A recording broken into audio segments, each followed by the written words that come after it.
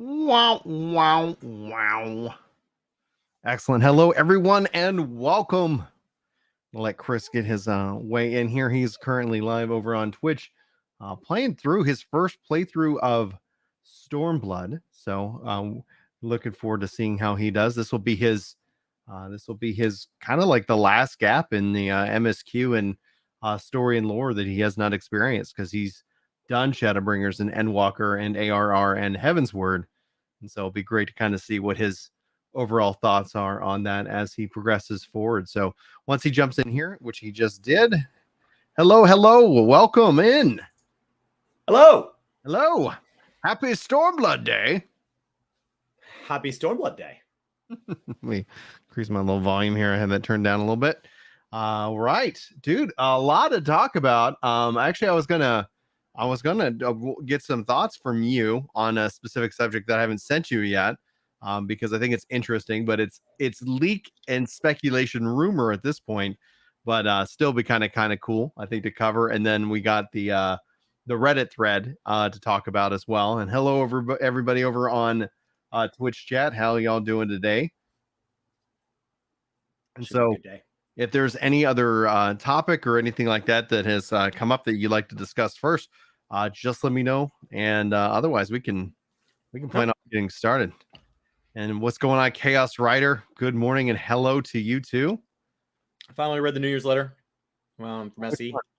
Read that this morning. So the Square Enix one? Yeah, about NFTs. I mean, it's the same as last year's. It was almost an identical letter. Yeah, it's like you like more almost NFTs? Identical letter. Right, like we have not changed plans, which kind of makes sense. Which it said, like, hey, we made a long-term plan. Yeah, we are still on the same long-term plan.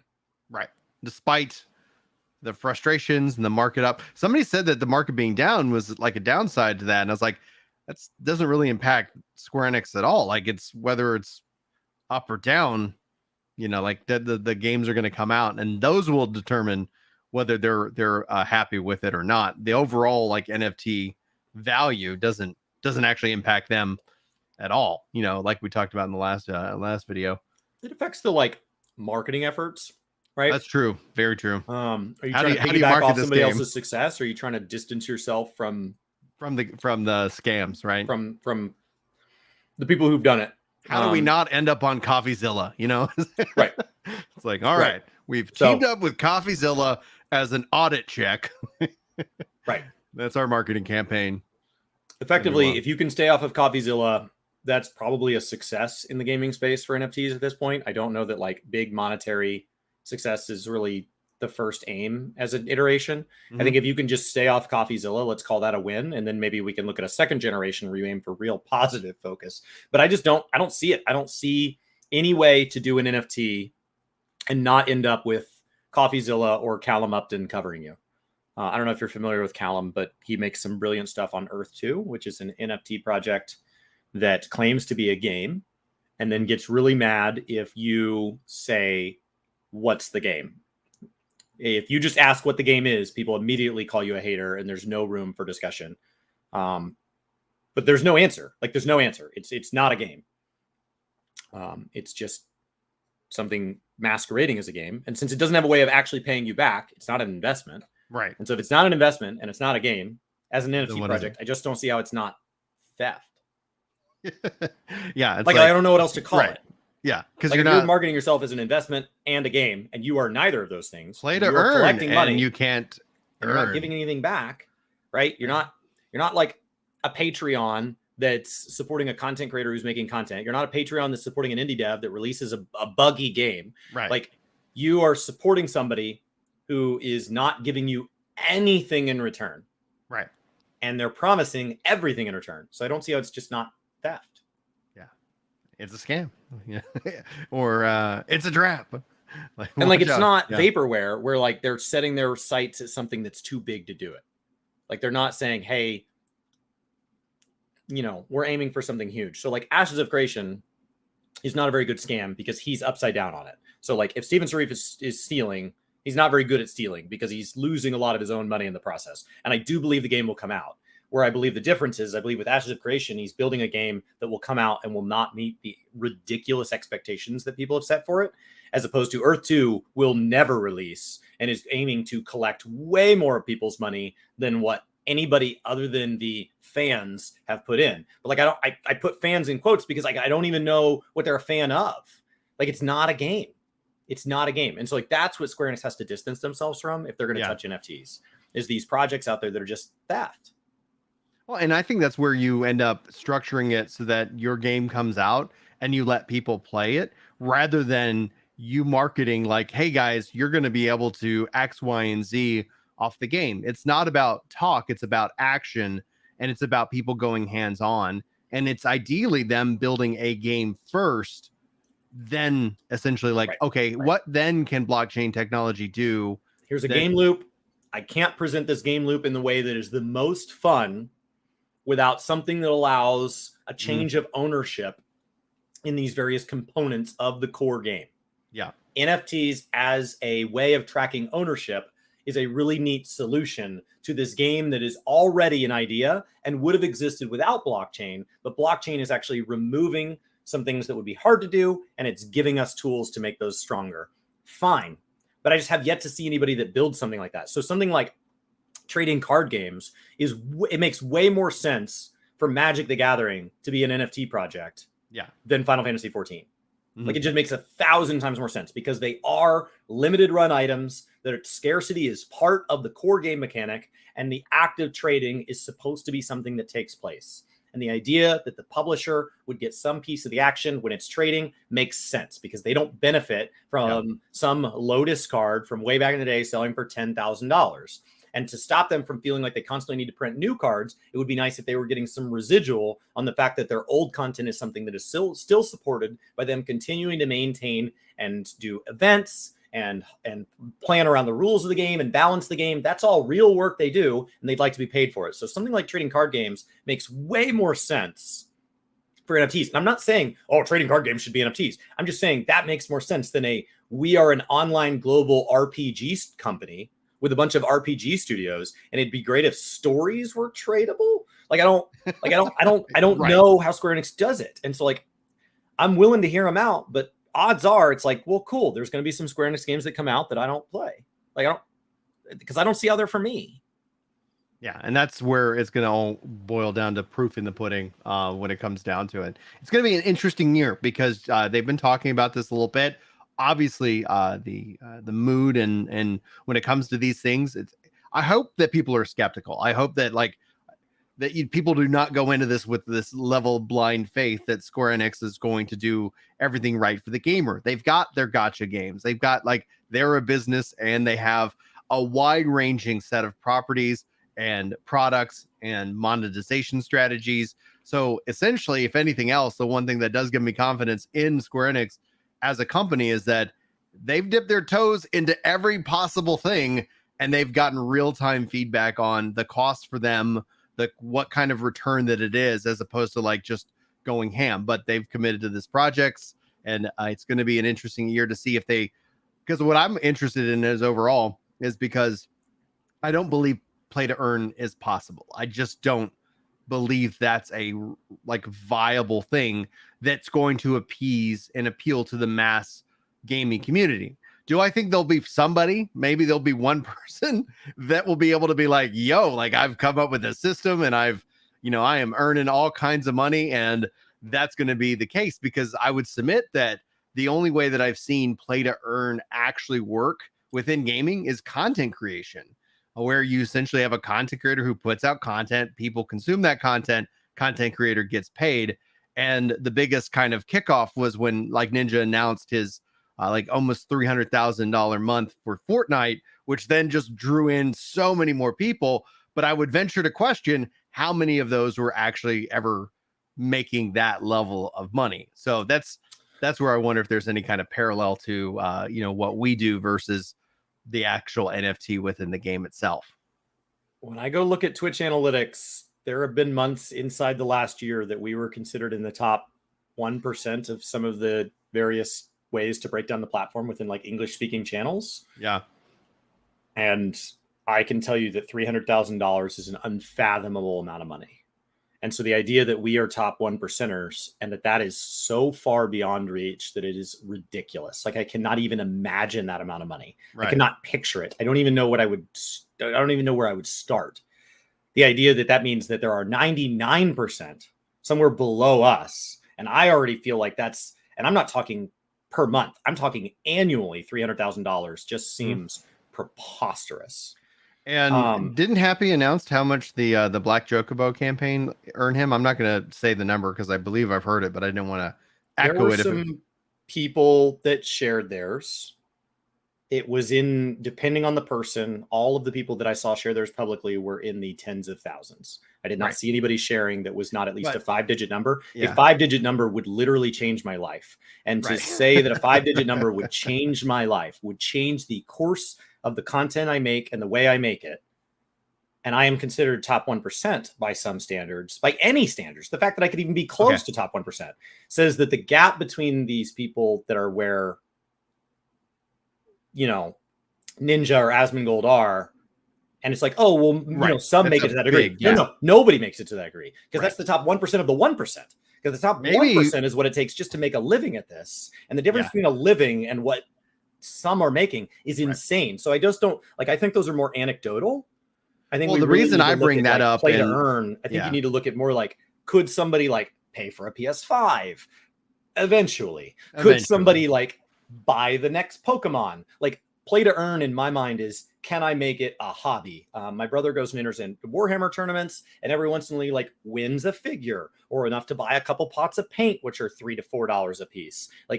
That's what play to earn means to me. Somebody's going to take it as, can I make a living at this? And it's just you're talking about being the top 0.001%. Why aim for that? Why not just say, wouldn't it be cool if the sandwich I got while I was at the tournament was paid for?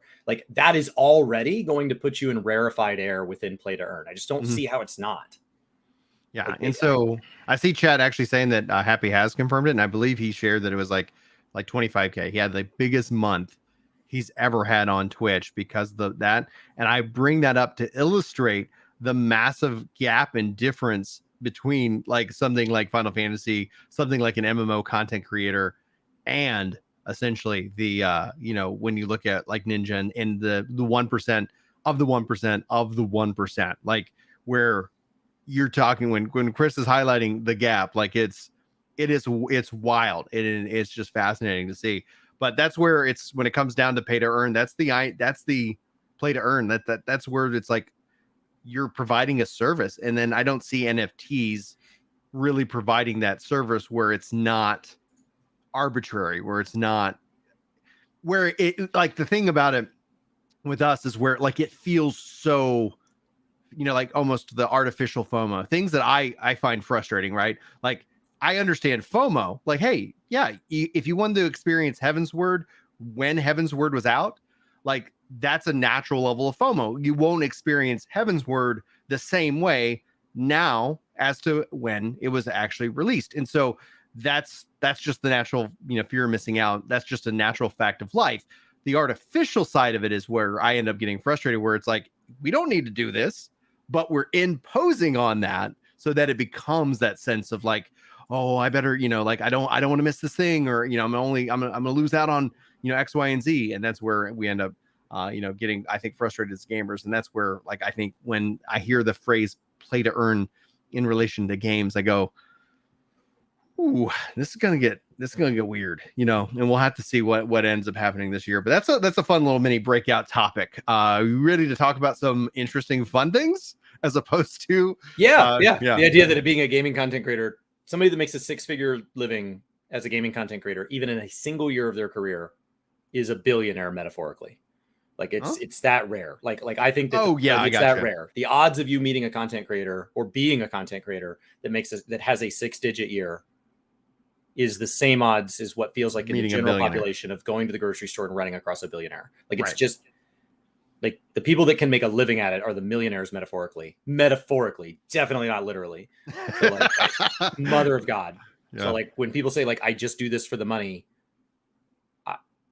I made in 2022 less than 1/10 of my highest earning year. So like, just for perspective, like, why would I not go back to the career I was in before if it was all about the money? I think it was the career you were in before was killing you though. So it's like, there's a little bit of a trade-off. Your But there's skin looks much compromises. better. I could have made half of what I was making in that job and been a lot healthier. Yeah, that's true. Speaking of saying thanks, Anthony Crash with the gifted sub over on Twitch. Thank you so much. And obviously, Farmer Girl. I don't know if you're here hanging out today, but your continual support for the content is what has allowed Chris to go full time in this. And so we just want to say I love this, and it isn't possible without you guys. Yeah, exactly. It's incredible that I get to do this. Let's talk some fun things. Rumor and speculation abounds, guys. So note that I want to talk about this in an upcoming video on Ginger World Gaming, but I'm going to put the speculation and rumor flag up. But a lot of what I'm seeing is also what I've been seeing. Like, nothing what I'm going to share with Chris right now seems surprising to me, and so I feel generally confident. And the fact that other content creators are talking about it, I don't like to be the first to come in and be like, oh, Dev ended up saying this. And, like I'll let to see how people kind of generally consume it. And in today's video, in this highlight, we're going to talk about the leak regarding the paid New World expansion set to announce in the second half of 2023. Don't know if that's going to be scheduled to come out in 2023, but this is something Chris and I have been talking about. We've all been speculating on what kind of model the devs would go with. And so we want to share with you guys what is being leaked and discussed online. But I do want to continue to say this is rumor and speculation at this point. Nothing official has been announced from the New World devs. So and all things can change, right? Like, just because they have a plan now doesn't mean that, in 6 months they might be like, well, we thought about it and we decided to make it, a big free update. But this seems to echo a lot of things that I've been hearing, a lot of whispers and more. And so I thought I would spend some time, go down the list of bullet point items that they're targeting. And then I'd love to get Chris's thoughts. But before we go through the list, Chris, any thoughts on a New World expansion leak? Like, are you shocked, surprised, or what's your initial reaction? So New World has been incredibly clear with their communication. They've shared roadmaps. They've shared things they are working on. They've shared things that they aren't sure what they'll look like. They've shared things that are very specific, and they just know that they are kind of that MMO soon trademark. And so one day we'd love to get there, but it's not necessarily the single highest priority company-wide. And so already with leaks, I'm wildly hesitant because to take a company that's chosen to communicate and then try to control that narrative just leads to hurt feelings, because there is a very real reason that they have not shared this. And so if they are working on something internally and still want the ability to go, you know what, that's not the direction we want to go, and can it, that would be a reason not to share it. And for us to now talk about it, and then people suddenly take that as fact, then be like, they took that away. They decided not to do mounts. They decided not to do swimming. That should have been something left to the privacy of them. And so, like, I'm pretty anti-leak in general. We can talk about it because it's what people are talking about. But like right from the get-go, it's really, really hard to want to get excited about it from a company that's been more than capable of controlling their own marketing narrative. If they were just totally silent, if they were just Willy Wonka locked up in their factory, then like, okay, we got to talk about something. They've chosen not to take control of the narrative, and they have to know that the internet is a real place. But that feels really unfair to the New World devs. Mm-hmm. Because now you're taking the wind out of their sails. And I am somebody that grew up in a family where if you guessed what your Christmas present was or your birthday present was, the look of surprise on your face when you opened it was the thank you. I didn't grow up having to write thank you cards. You had to say a verbal thank you, and you needed to be surprised. And so if you sat there and speculated and talked with your brothers and worked out what it was, and then walk up to the person and says, I'm so excited you got me this, then you have taken that away from the giver. The giver is doing the vast majority of the heavy lifting in that case. You are simply the receiver. And if you can't show them the basic modicum of respect for giving them surprise, then the gift went back. Like I literally just had Christmas mornings. I just didn't get some of my gifts because I guessed what they were. And so I have a cousin who's like, it's pretty cool that your mom gave me a stereo. I didn't get a stereo because I said, that's a stereo, Mom. I'm excited about my stereo. And then the next day that gift was just gone, and she'd FedExed it off to my cousins. And so like already right out of the I gate, love you your bring this mom. up and like I'm incredibly frustrated by Yeah. leaks around games they're communicating. So like I know that's not maybe the way you brought it up to me today, but like that's just No, like I wanted that. I don't like this. I don't like anything about this. I brought it up because I wanted you to be able to say that, because it's like I 100% agree. I don't like but then it comes down to the fact is like we're not breaking the news, and so people are talking about it, and then it's like, well, we're gonna share our thoughts, because I think that's the important thing. We say the same thing about Final Fantasy 14 leaks. We say the same thing about many of these things. Like the gift you give the devs is your excitement and surprise. And so we're going to go ahead and cover this like we normally do, because that's what people are talking about. But yeah, that's why I wanted to give you an opportunity to say that, because I already knew that story, because we've talked about this stuff in private before. But first and foremost, let's go down the bullet points of what they're targeting, because I think when we hear the feedback from other players, they tend to ask a lot about these things. Now, Sure. Chris and I, we already covered the roadmap, what the devs have officially communicated and committed to, which covers the spring update and the summer update, and they've been teasing the fall stuff. So the devs have talked about like they have something big planned for the fall, but they're not ready to share the details on it. So that's where some and any of this might change, or all of this might be fabricated, but there's evidence that kind of points that it is not that case. So they are focusing on completely overhauling the territory control, faction versus faction wars, and risk versus reward open world PvP. Now, what that entails, they're already talking about the faction versus faction and territory control system updates that are planned for this spring. So that could be something that is ended up coming earlier, or they could still have more plans even after that. And I think that's going to be important. I think that system, even in of itself, will be continually revisited based off of participation and player, feedback as it relates to it, especially with open world. And we'll see what happens with the latest round of it this spring. They want to add in new arena and OPR maps, which is contrary to what the devs have talked, but they are saying in this that they want to make sure that it's a single queue. They're not splitting players and basically rotating maps like Overwatch, or like in Final Fantasy's case, where you have a map per thing that you queue in for, as opposed to like now with Crystal, Conflict, where it just picks the map for you as a part of a timing rotation, sure, which I think works overall. They want to overhaul combat for PvE only. Basically, they want to add endgame specialization to a primary secondary weapon that allows the use of 6 skills per weapon. The UI changes back to the current combat UI when flagged for PvP, and uses a lengthy and epic quest line to unlock. Chris, regarding that, I know you've recently just hit level 60, but some of the feedback that people give when it comes to combat is that they wish they had more active skills. Do you feel like the game would benefit or have a disadvantage with this line if this ends up proving out to be true? So I currently play at max level 4 different MMOs in a given week. Any 7-day period, I probably spend several hours with each of those 4. They all have a different number of skills on the bar, and yet all of them feel rewarding in their own way. New World has by far the smallest number of actions on the bar, and there are definitely weapons that feel like you have a very long time between actions. And so it starts to make it feel more like a chess game without a chess clock, where each move really matters because you're only going to get so many, as opposed to, something that you take a lot more turns. Something like I mentioned, Magic the Gathering, when we talked about NFTs, that's a game where I take what feels like a lot of actions because each turn has multiple phases. And so a single mistake doesn't feel like it costs me the whole game. There might be single instrumental moments. And then if you scale up to something like Warhammer 40K, it's technically only a 5-turn game, but in each turn I have multiple phases. Each of those phases I get to take actions with multiple squads. And so any one action, any one stratagem I activate or anything like that does not feel as instrumental as something with less moves. As we go all the way to the far end, something like tic-tac-toe, where each move really matters because the whole game is going to be over very, very rapidly.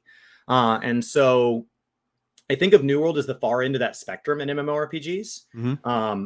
Where that struggles in the distance between PvE and PvP is from an encounter designer. You can only put problems in encounters, right? The amount of health you have to deal with in an amount of time, the amount of damage that you have to take or avoid, movement and all of that, as people have the tools to solve. And so if you do not have utility skills in a game, lots of things like crowd control, the ability to like sleep, stun, interrupt, or the ability to distance yourself, or the ability to mitigate incoming damage, or things like that, then the encounter designers can only make encounters so complex. And so that's where you start to have a problem in a lot of like looter shooters, where like big bad bosses start to just feel like bullet sponges, because what makes them harder is that they just suddenly don't die to bullets. Like they just suddenly take a lot of bullets. And so it doesn't feel rewarding anymore. Yeah. As opposed to like the peak of utility, in my opinion, is like the Burning Crusade heroic dungeons in World of Warcraft, where it felt like we had to have like a Leroy Jenkins planning session at the beginning of every pull to determine who was going to do what based on the composition that we brought with us. So if they want to move to 6, I think that's fine, as a pretty casual player of the game. However, most games do not do horribly well satisfying their existing base with drastic changes to the combat system. You usually piss somebody off that likes the thing the way it was. And in trade, you satisfy people who like the change. But like if any of those people didn't like the way it was, they've already quit. And so like now how do you invite them in and say, hey, you thought the game was too simple before, come on back because we're at 6 skills. And so that's something where I think like that needs to be paired with some type of content that encourages that kind of second chance, tosses that invite out and says, you're somebody who tried this game back on launch when we didn't have raids, we didn't have mutator dungeons, we didn't have a lot of these things, and it was only 3 abilities. Since then, we've added legendary abilities, we've moved to 6 abilities, we have way more ways to engage in the PvE content in this game. Now might be a chance worth coming back. So when that comes under the term expansion, my concern is then are you asking that person for money? Because if I gave you $40 on launch and you gave me a bad PvE experience, why would I give you money for an expansion when I can instead go give that money to Ashes of Creation or the League MMO or something like that, who haven't burned me yet? Yeah, and that'll be interesting, especially if that ends up falling under the term expansion, where like instead of just the update that came along with the expansion includes that change so that you could check it out for free, or as a part of like how WoW does pre-patch, where you can experience a lot of the stuff that's coming with the expansion before the expansion, story and zones themselves drop. For me, this looks like they're continuing to make a bigger investment into PvE, which I know a lot of PvP players in the game have been voicing frustration and have been for years. But it's that PvE seems to obviously have a greater level of appeal than, people who are like hungry for PvP content. And that essentially just kind of, I think, mirrors the data, mirrors the expectation that players have. Now, then you have also the concept of legacy, the content that is current in the game. You also have the content that is coming to the game. And do you end up breaking the current content because it wasn't necessarily designed and balanced around the idea that somebody, like, let's say I'm playing a healer, I get 6 skills, bada bing, bada boom. Like, does that give me every skill? Which that would, and that would be cool, because one of the things that I don't feel good about as a healer is I don't have a direct heal, because the best build that I have right now is all about healing over time. And it's great. Like I heal like crazy, but I don't have the ability to say I need to heal Chris with the big heal, because I unequip that ability in favor of another ability. So I don't never necessarily felt that it was like I need every ability, but I've always was like, it'd be nice if I had 4. Four felt like for me it was like enough. So we'll have to see how that plays out. And if that also means then more abilities get added to the weapons, or if they're just like, screw it, take all the abilities. Like we're just gonna say you have all the abilities equipped, go for it. So as you change the number of abilities, is there any news legitimate, as we just talk in like wild leak space? Is there any news on whether or not this game actually gets native controller support? Yes, the Scott Lane has confirmed that native controller support is being worked on. It is being worked on by the team who's making the loadout system, and the loadout system is set for this fall. So I would expect that, given enough time, native controller support probably would try to be targeted for if this is included in the expansion, assuming the expansion drops in the fall, or if they just announce it this year and say, hey, spring 2024 expand. Like this does not confirm that the expansion itself is coming out this year. It's just that it would just be feel announced weird that a game is talking about like hitting peak bloat so far at 7 abilities and can't work on a controller.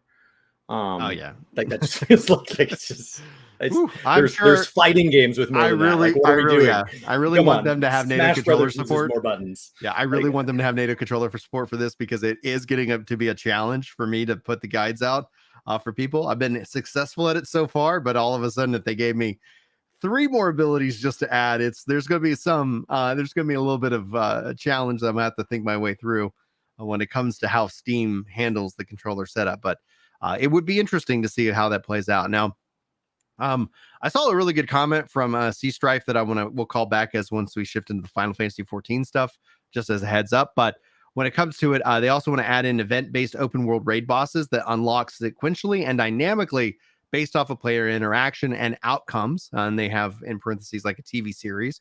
So in my mind, my mind goes to Guild Wars 2 for essentially like having these events pop up, and whether you're successful or unsuccessful, that then determines a flow of events that then trickle out over the game. I would love to see something like that. That's one of the really cool, unique features of Guild Wars, and the open world of New World, I think would be really well benefited from some dynamic events that are just kind of happening and playing out these stories overall. What do you think, Riz?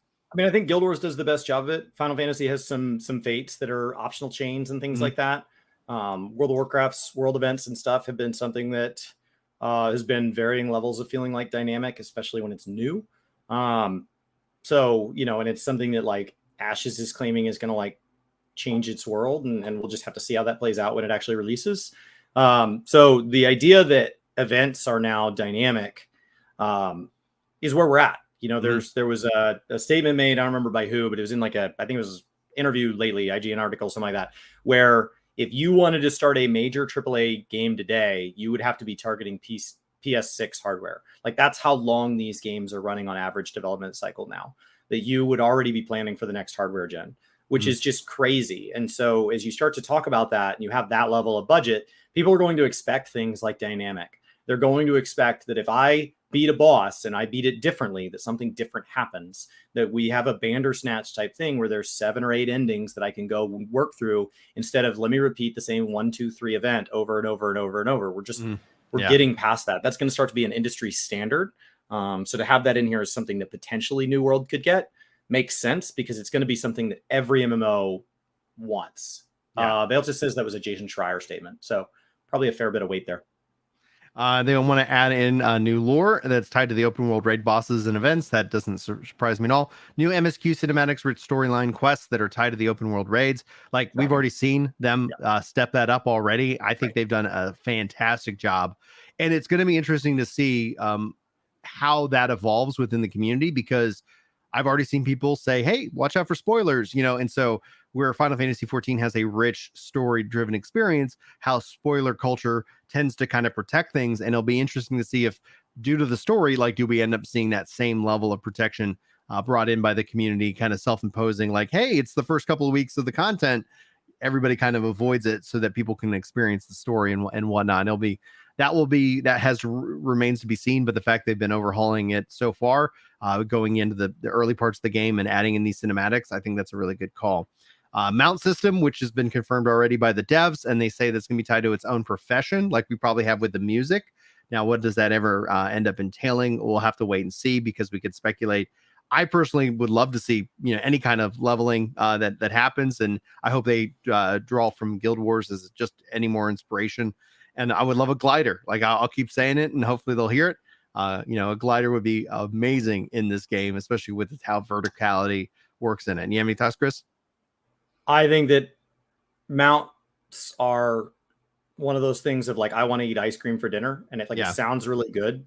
The world will feel a lot smaller. That death to the last guy in a big pull on a quest way far away that makes you regret not putting down a camp. Those moments are important because in a recent Ghostcrawler interview with Cannon, he said like a game is about high highs and low lows. Like you can't have high highs without low lows. And so what mounts do is they remove those low lows. And that sounds good, right? We're bringing up the bad. But it takes something away from those moments where instead you killed that last guy and you had 6 life left and you were like, oh my God. And then you're eating food. Another guy spawns and you kill him too. Like those moments don't mean as much when a mount's in game. So how they add mounts needs to be incredibly delicate if they add them. I understand why people want them. I get it. But like, I think that flying mounts in Final Fantasy XIV and WoW make the world smaller and less meaningful. When you need to go out and do a quest, you fly straight to it, drop down right on the guy's head, kill him, immediately pop up back into your infinite, fly left, right, up, down, back, forward at a perfect rate of speed. You're untargetable. So you are in this invulnerable God state while you're flying around. It's like, that just doesn't make the world mean anything.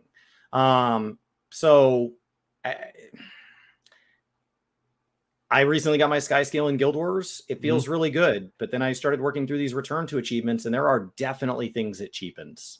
They are definitely cheaper and less meaningful. And I knocked out 3 return to achievements in one day. And that is only possible because of the Sky Scale. It is outrageously powerful.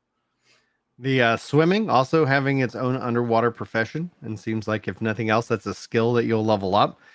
Those mounts and swimming are usually the number 1 and 2 things that people ask me about personally on Ginger World. Like they, hey, is there swimming yet? Hey, is the mounts in? And it sounds like if that ends up being the case, I hope that with swimming, that there is a reason to swim. There is a thing to get to that you could not get to before.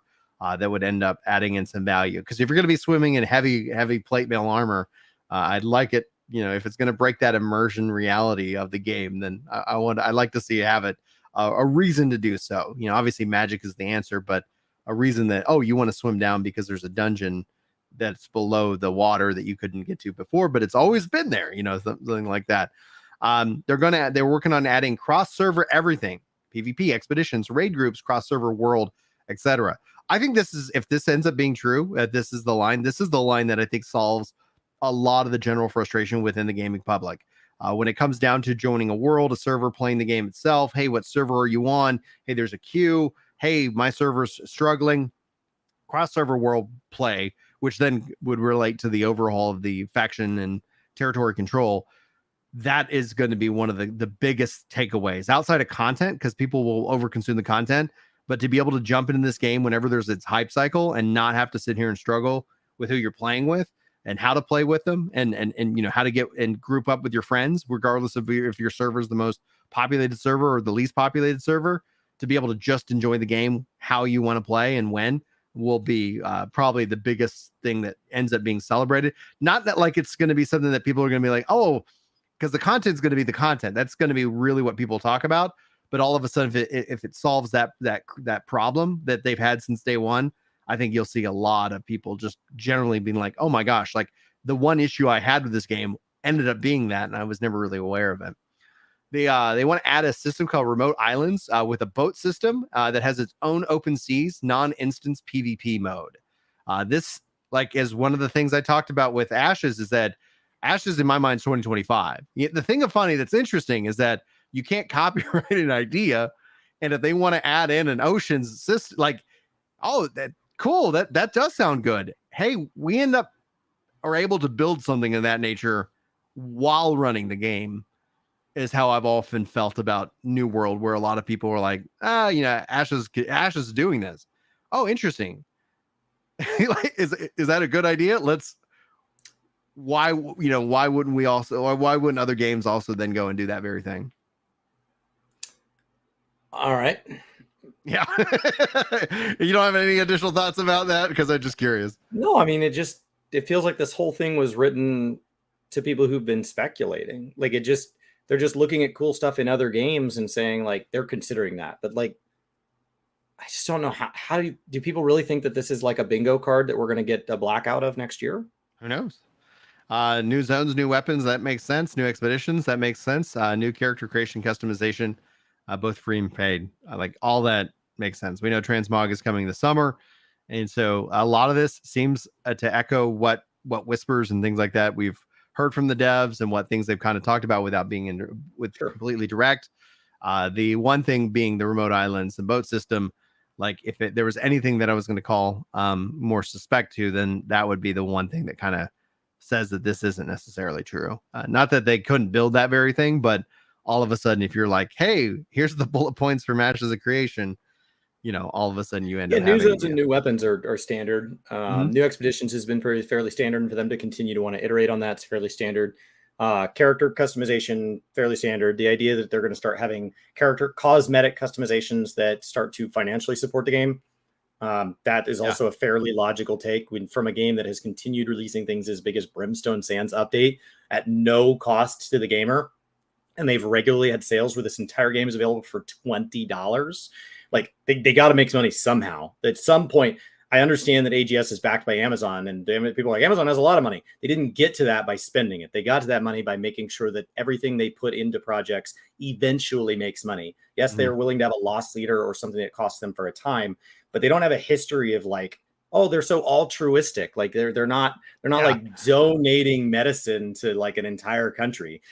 Everything they have done, even losses, has all been a calculated way of managing their business. That's what they do.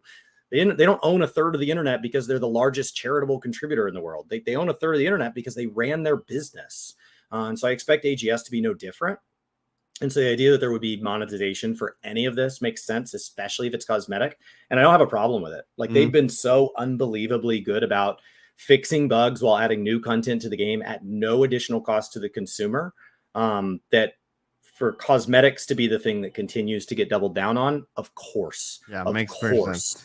Doesn't bother me. Now, it's Mailman over on Twitch chat says AGS is planning on doing this alongside other games in their portfolio. Has there been any indications that they've been staffing up? And the answer is yes. They've been actually hiring and staffing up, and still are hiring and still are staffing up within the development. Amazon has said that they're all in on games.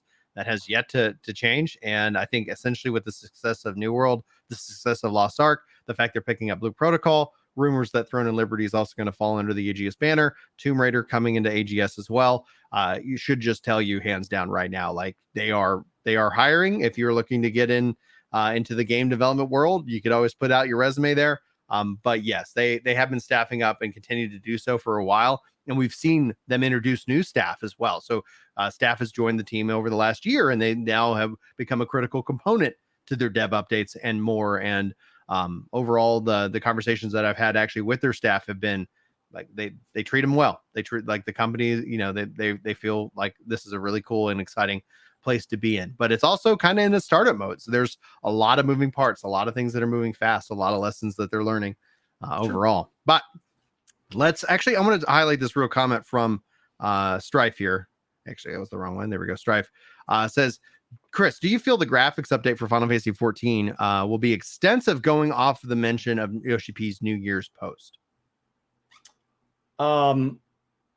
I feel that from a technical level, it is going to be a major hurdle for them to do.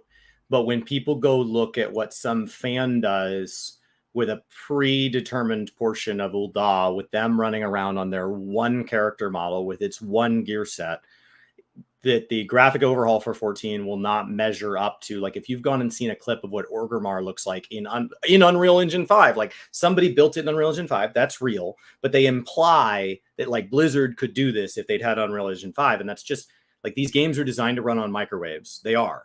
And that's a good thing. It makes it accessible. There are people that absolutely have graphics cards from like 2013. If you can imagine a graphics card, like more than one presidential administration before COVID-19, that graphics card was like already having dust on it. And that is still running a game that has yet to release its next expansion. It will still run 7.0. That's amazing. That's amazing. And so I think, as we look at some of the things coming out of Unreal Engine 5 and its updates, it's astounding. The question is, are they doing it in a way that sets a framework for future graphics updates to not be so expensive? Are they doing it in a way where on the back end, this doesn't require a total ground up rework? So it's the same with stat squishes. Usually the first one was unforeseen back when they built the combat system. So the very first stat squish in one of these games is incredibly expensive. It's an incredibly manual process, and they're trying to make sure no player loses their data or has a bad experience as much as possible. Or gets hacked. And like, there's so many things that the company themselves has to worry about. Actually, I'll be putting out a video about my experience with Horizon XI, which is the Final Fantasy XI graphics and overhaul to the servers. And it's incredible. Like, that's the review. Like, this is an incredible experience.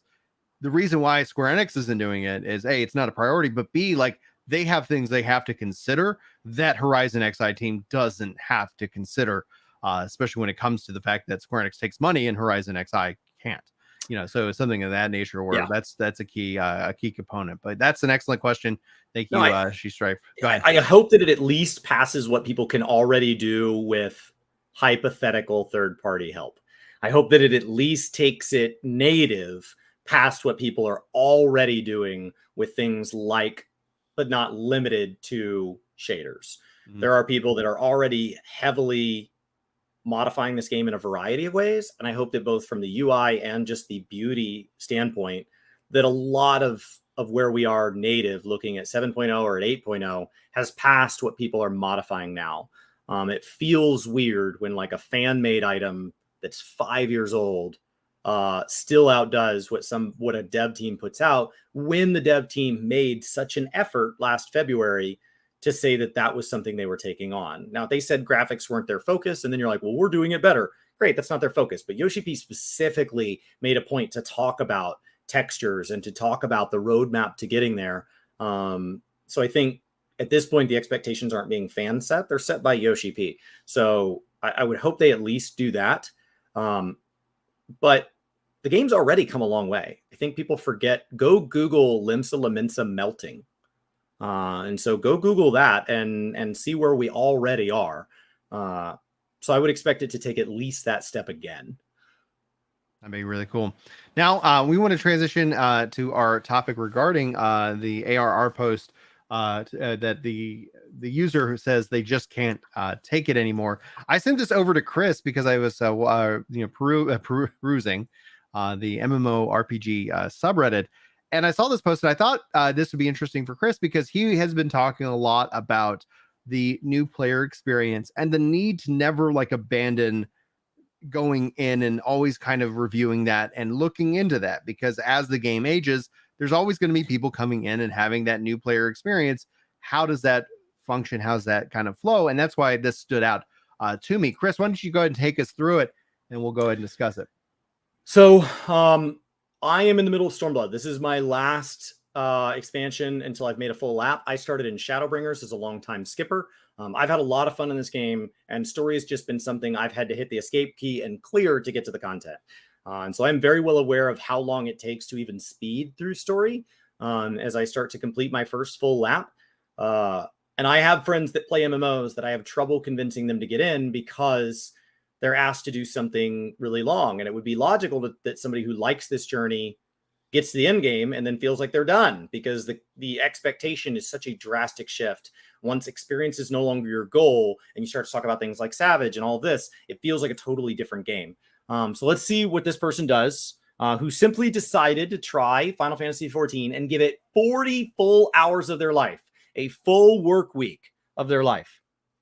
Yes, the world looks great. Skills look cool. Combat's fun for what it is. The story gets better and better. But 300 plus MSQ before you even get to the first MSQ, for the first expansion? And what kind of quests? Oh, we need a crystal for the ship. I got the crystals. Oh, this is the wrong crystal. We need another. I got a second crystal. Still the wrong crystal. We need another. I got a third crystal. Ah, great. Thanks. Come on, this is not good questing. You can't expect new people to sit through this only because supposedly it gets better. I quit for now. Just such a shame the new player experience is this bad. I think, first of all, what they're talking about ignores that a lot of players would go, well, it used to be 7 crystals. So they have worked on it. But what's crazy is like, that's what it is after the work. Like it used to be more crystals. It's really hard. It's a hard ask. It's a lot of reading. It's a lot of voice. I started Stormblood today, and already like the sound design and the voice acting is amazing. There's echo in people's voices when they're indoors in a stone room. There's voices for a villain that I got to fight early on who doesn't appear like he's going to be somebody instrumental. And the fact that I don't remember him says he probably doesn't come back in Shadowbringers or Endwalker. And he was fully voiced. So like during that cutscene, and yet like there's still sections I'm reading. There's still sections that aren't voiced. There's still sections of the combat that are using things like the portrait system and stuff that was added in Endwalker. And it's still too fast for me to read. And I'm supposed to be, in theory, focusing on combat that's engaging. It's hard. It's hard. So how do you ask, like, how long is a good new player experience for an MMO? New World's already having to revisit theirs. They're less than 2 years old. Mhm. World of Warcraft has redone their new player experience. Final Fantasy has made efforts to redo their new player experience. Guild Wars has begun adding achievement type things to help guide their new player experience. How many hours should you be willing to give a game? How many dishes do you have to eat at a restaurant before you're allowed to determine whether or not you like it? I think Final Fantasy 14 has proved that it is a quality game. I think it's proved itself time and time again. And if the user does not want to do the initial offering of this game and post about it on the internet, they have the right to do so, but I don't care. Like at the end of the day, like if you want to go and leave and you don't want to experience Heaven's Word, now the question ends up being what level of detail and effort do the devs need to make ARR stand out like Heaven's Word and Stormblood and Shadowbringers and Endwalker in terms of that narrative experience? I think they need to do a lot of work.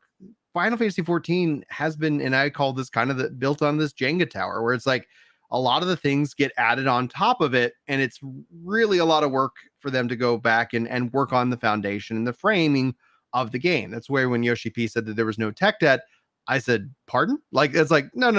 Like, we're defining tech debt in different ways. And so that tells me it's probably going to be something that they continue to strive to over the course of time.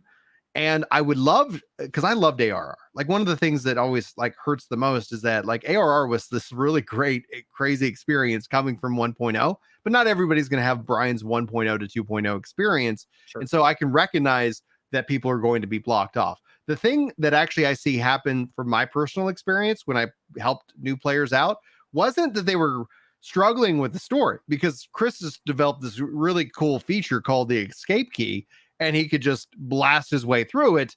And ultimately, it was like maybe that quest isn't that important to the overall narrative. If they're not speaking to you audibly, maybe if you want, just skip it and just kind of move towards your goal here. And the fact is that they didn't clear ARR in 40 hours means I think that they're really trying to give it a go, but they just burn themselves out. 40 hours is a lot of time. Most games don't get somebody's 40 hours. But how many hours a week are you playing games right now, Brian? I get about 5 to 8 hours per week for video games. So this would take over a month of your time to get to where they were. Right. And you would be totally alone during all of that. Right. And that's one of the things that I would probably burn me out. Like if I was not a Final Fantasy fan, if I was not having played through the game originally, because I had more time to play video games like when 2.0 was out. Like the reality is like I got a lot of things that need my time and attention, and I choose to invest that. I talk you into the game, I can't join you for it in an effective way. Ooh, that's the one thing that's the fix when that I would say. How much further do I have to go? I'm willing to push. I say, don't worry. You're 70% of the way through Realm Reborn. You go, then we can play together? No. Then you start Heaven's Word. Oh, okay. And then I can play together? No. And that's then you the start biggest Stormblood. problem. Yeah. And then we can play together? No. And then you start Shadowbringers. And then we can play together? No. And then you start Endwalker. Oh, you're an Endwalker. Yes, but I'm 70 or 100 hours into Endwalker. Yeah. The ask in terms of the multiplayer side of things, that's why I continue and will continue to advocate. And I think people should make sure they post it on the forums, and any way that you can get Yoshi P the feedback, and any fan Q&A with Yoshi P should be like, is there a way that those single instance player battles you could bring your friends into? Because we asked Yoshi P, he said it wouldn't be that hard. Like he answered this question for me where I was like, you know, it'd be great as a open world party level sync, so that as I help a young player out who I'm at level cap, they're not, I don't want to go make another character. I'd rather be on my character, would be able to follow them. And so you end up having to run behind them the whole time. You can join party for fates and sync there, but then you have to disband and then going along. And it's like, if they actually worked on the social side, I always said Final Fantasy 14 has a weird issue with the numbers 2 and 3. It works great as a single player game. It works great if you got 4 people, but if you got 2, you and a buddy, you and 2 buddies, you're screwed. You can't bring them in with the duty support. you have to bring in a random at that point, and maybe that's fine, but not everybody actually wants that. And what you end up seeing people do is they'll try and start at the same time, they'll drop party, and they'll go run the dungeons solo, so they don't have to worry about impacting other players. And so that's the overhaul. Like, I don't know how you go through and spend all the time in the quests, the worlds, and lore where you don't end up frustrating the current base unless you like legitimately have so many more people, but you actually inherently focusing on the ease of letting people play together at different ranges. This would also then apply to some reason that Chris would get value as a level capped character in level syncing and running around in the open world, outside of them just spending time with their friend. And that's the solution that I think Yoshi P needs to implement to really kind of solve this problem. Because the other side of it, like I was saying, is that I see people change their job at level 30 or level 40 all the time. Sure. And they start over and they do the same 1 to 40 grind over and over. And then they go, this game really doesn't have much. It's like, you've only seen to 40. You've spent 300 hours leveling everything to 40. That's awesome that you had fun. Go to 41. Push past that. You're not even at a cap. Right. Unlock flying. And this is a real example. We have had people come in and post that they're trying to get them all to a certain point. That point's not even a cap. So they have yet to see a single job in a single version of what its like complete self is. Not even like an old version. They've never made it to completion. Yeah. So they're missing all sorts of like off globals and all these things that make the game feel more engaging. That's why I say like the best thing you can do now as a part of all the changes, once you unlock flying, then check out the other classes and jobs, get flying unlocked, because that's going to make your experience with ARR way smoother. And so you'll end up having a better experience to do those things. And so they don't have flying unlocked in this usually hasn't experienced that. They haven't. And we just talked about it as a part of our New World coverage just a little bit ago in the other video, literally talking about how mounts really kind of have a cost to the game itself. And flying does make you kind of God mode in this game, but it exists. It's not like we're going to sit here and say, hey guys, check this box to say never fly. I'll never fly in this game, etc. I'm trying to clear Stormblood in 3 days. And so Chris, our mod, is sitting in my party with a flying mount, and he's just getting me cutscene to cutscene to cutscene. And it's cutting all that travel time way down. This is just an incredibly amazingly fast, dense experience so that I can still do like a collab with you today and all that and be on pace to clear Stormblood in 3 days. And the only way I can do that is if it's mostly MSQ and there's very little travel time. He's also a level 90 in my party. So in open world combat, he's just one-shotting things. And so all the combat's been basically removed from the game. Mm-hmm. And that's just not scalable. You can't expect everybody to have a level 90 that's willing to effectively get nothing for doing this. Nothing. He gets nothing. He doesn't get experience. He doesn't get a meaningful amount of currency. He doesn't gets a even mention cover, in a video. Teleports, and that's it. And so I think I don't want them to keep pruning, because I think that a lot of the payoffs that I've been enjoying go away if you start to cut it from 3 mistaken crystals to 1 crystal, and you're always getting exactly the crystal you needed. I think a lot of the payoff is in the anticipation. A lot of the payoff is in, there's been things that when people go watch somebody on YouTube or Twitch or a friend go through ARR, they see references to stuff that was not mentioned again or was not mentioned heavily until multiple expansions later. And so when you see names dropped like Belladia and Mach and Allegan and Asian and Omega and Garlean, and you see these dropped very, very early on, and then you think about what they mean to you post Endwalker. I'm in a weird spot. I haven't done Stormblood. I'm in the middle of Stormblood, and yet I've already done Endwalker. So I know some things from the future. So they drop some language, and I'm like, whoa, I know how that turns out. And that's really exciting. That's what gives this replay value. But the New Game Plus system doesn't offer experience. So it's really hard to want to do the replay, even though it would probably offer some canonical fun. It'd be nice if it offered some account progress as well. So I think the answer is don't keep pruning. So do what you can. The duty support system is an amazing love letter to the community. But I would say it's time for a new on-ramp. It's time for something like 7.0 where you can write much denser. You can catch people up and you can kind of do this previously on. Let me introduce you to the Scions, can say, hey, it's been a while. Let me remind you what my interests are, right? Oh, remember that time we did this? And you say it in a way that is like when you see somebody at a party that you can't remember their name and your friend can see it on your face and they come over and they're, aren't you having a good time visiting with Tom? And in your head, you're thinking, Tom, oh, thank God. And so they can do that kind of like writing to kind of catch people up so that new players and returning players are kind of caught up. And then New Game Plus can be a chance for, great, that was so cool with the Omega stuff. Do we have more Omega lore?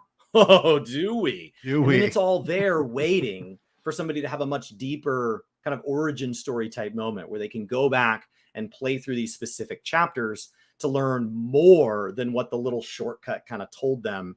And so I think a 7.0 or an 8.0 rework of the new player experience is the more likely, cheaper way to kind of onboard people so that they can just come play with their friends. Just let people play games instead of saying like, you have to like the story and you have to like it now. Because somebody might say, hey, I'd love to like the story on Saturdays when I play games by myself, but on Friday nights I play with my friend. I don't think that's a crazy way to play games. And like, it's not easy to pick somebody up in Final Fantasy and say, okay, but your first Friday with the friends will be in, it's January. So probably like June, maybe September. Like that's not fine. Let's let people play games together. And if they want to come do the new Algaia stuff, like, oh, but it spoils, just let them have their fun. And then if later they're like, man, I wish I knew more about the 12. Very cool. I invite you to go on that journey. Now, Chris L disagrees that he gets way more than just running around. He enjoys watching your reactions and being able to help you experience that live. So there's a value there. And then Alex says they started the NG Plus to play with a wife. Would be nice if they could just have a button sync down instead of redoing it from some point. And that's essentially what we asked JGP that specifically. And he said he didn't think it'd be that difficult, but I think that's probably a backlog item that has yet to be implemented. And that would solve a little bit of the frustration. And then essentially allow them to go into those fights with a friend and then just like either scale them to we have more people here that increase the life or what have you, or just say, yeah, guess what? You brought a buddy and this is old content and you burn it down, like, we're not going to sit here, or you add difficulties. So it's like, hey, this is where it's going to be. So I think that's essentially be interesting, especially New Game Plus is a really good option. And we'll see, who knows if our poster here will end up, returning to the game at some point. And if they do, I'm sure they'll become one of the people in the category of it gets better. Oh man, because usually what ends up happening is you kind of get over that hurdle, and then you're like, wow, like I'm so glad I stuck with it. And that's a part of the hook. You're like, all right, I'm gonna keep grinding, and then all of a sudden you're like, oh, you feel satisfied that your investment in that story and in the character gets paid off. But Chris, you got any final thoughts before we wrap up today's show? I think contextually on all of this, I would just say that I don't want to take away the ability for people to enjoy the game from the beginning. And so I don't want to prune that to where that is losing something. I would say that in addition to everybody that did enjoy ARR right from the get-go and enjoyed their whole journey all the way through, in addition to those people, it would be really great if we could get the poster here to also enjoy the game. I think that this is a game that can absolutely be enjoyed by both of those people simultaneously. So any change or any iteration on the game that gets us closer to that future is the one that I want to be a part of. I think Final Fantasy is a beautiful and amazing game. And if somebody knows all the Omega lore and loves the new Omega Ultimate, January 24th, that's awesome. If somebody else watches the Omega Ultimate and goes, so what's the Omega thing? And that's what gets them to go experience the Omega lore, that's awesome also. And so that's where I want to be, is in a world where we can have, there's no wrong way to play if you're not directly hurting somebody else. It's just whatever way is fun for you. That's, I think, the best way to enjoy 14. So anything that gets us there is where I want to go. Absolutely. Well, guys, that's going to wrap us up for today. Chris is going to continue his journeys over on Twitch. You can check out the pinned comment or the comment and the link in the description if you want to go hang out over on Twitch. We got a big schedule this week, rocking and rolling for 2023. So any and all lurk support that you guys can drop us over on Twitch also is a huge help for the channel as we continue to grow here in 2023. Thanks, guys, for being here. I'm going to end broadcast and wave it out, and we will see you on Friday for our next live show. Wave it, spin.